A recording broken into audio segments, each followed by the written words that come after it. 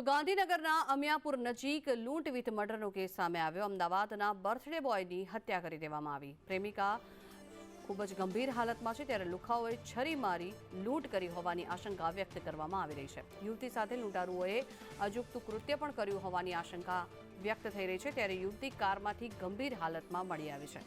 Ahmedabad civil હોસ્પિટલમાં યુવતી હાલ સારવાર હેઠળ છે। જોકે આ બનાવને લઈને અડાલજ પોલીસે વધુ તપાસ હાથ ધરી છે। ગાંધીનગરના ડીવાયએસપી પિયુષ વાંદા દ્વારા નિવેદન આપવામાં આવ્યું છે કે લૂંટના ઈરાદે હત્યાનું પ્રાથમિક અનુમાન લગાવવામાં આવી રહ્યું છે। અલગ અલગ 8 ટીમ બનાવીને તપાસ હાથ ધરવામાં આવી રહી છે, તે પ્રકારનું નિવેદન ડીવાયએસપી દ્વારા આપવામાં આવ્યું છે। સાથે જ તેમણે કહ્યું કે દુષ્કર્મ થયાનું હજી ધ્યાને નથી આવ્યું। યુવતીના નિવેદન બાદ માહિતી સામે આવી શકે છે।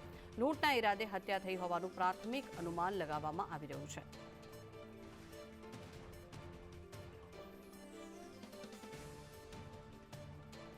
તો અમદાવાદના એક બર્થડે બોય સાથે આ દુર્ઘટના સર્જાઈ હોવાનું સામે આવ્યું છે। ગાંધીનગરના અમિયાપુર નજીક લૂંટ વિથ મર્ડરનો આ કેસ સામે આવ્યો છે, જેને લઈને પોલીસ દ્વારા વધુ તપાસ હાથ ધરવામાં આવી રહી છે। ડીવાયએસપી દ્વારા જણાવવામાં આવ્યું છે કે અલગ અલગ 8 ટીમો બનાવવામાં આવશે અને આ સમગ્ર મામલે વધુ તપાસ હાથ ધરવામાં આવશે। હવે અત્યારે હાલ જે પ્રેમિકા છે તેની શારીરિક હાલત ખૂબ જ ગંભીર છે।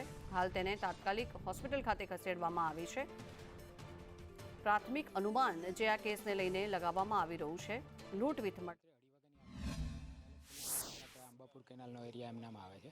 2:30 વાગ્યાની આસપાસ અમને એક વર્દી મળેલી હતી, જે અનુસંધાને તપાસ કરતાં એક યુવકની લાશ મળેલ છે અને એક યુવતી છે એમની સાથે હતા।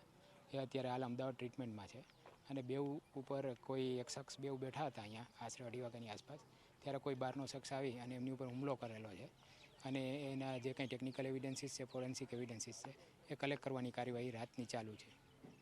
કેટલા લોકો હતા કે જે વિક્ટિમ છે એમના કહેવા મુજબ એક જ વ્યક્તિ હતો, પણ એ હાલ સબકોન્શિયસ જેવું છે, એટલે એમનું ફાઇનલ નિવેદન આવે પછી આપણે એક્ઝેક્ટ આરોપીની સંખ્યા નક્કી કરી શકીએ। સીસીટીવી અત્યારે 7 કે 8 અમારી ટીમો બધી મેળવે છે, હજી કોઈ એના રિપોર્ટ આવ્યા નથી। દીકરી સાથે યુવતી સાથે નિર્વસ્ત્ર એટલે કે અર્ધવસ્ત્ર અવસ્થામાં હતી તો કઈ એ તપાસ હજુ ચાલુ છે, પણ એવું રેપ કે એવું કોઈ એમને પણ કહ્યું નથી યુવતીએ, માત્ર લૂંટનો ઈરાદો હોય એવું લાગે છે।